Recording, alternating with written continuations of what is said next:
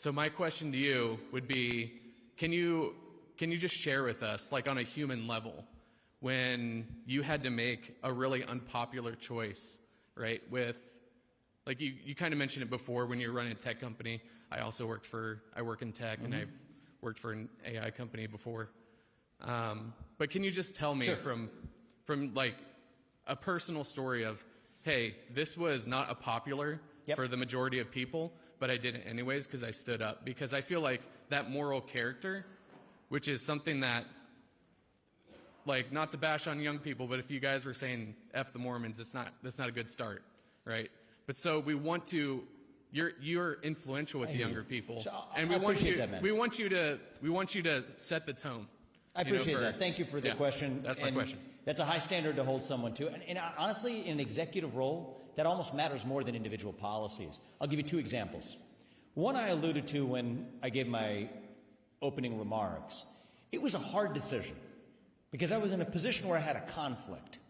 When I'm a biotech CEO, on one hand, if I say what I'm supposed to say, I go with the woke catechism, denounce, at that point, white supremacy, support BLM, make the donation, it would have allowed me to be perfectly comfortable in my job as CEO. But if I said what I truly believed, then it would actually have hurt my company.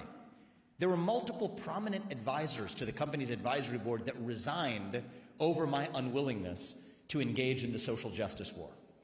So for me, what did integrity look like is I have an obligation to the company, to the people who work there, and I can't let my own beliefs and my vanity in sharing them harm the company. On the other hand, as a human being, I got to have integrity and speak my own beliefs. So I stepped down from my job as a biotech CEO to do it.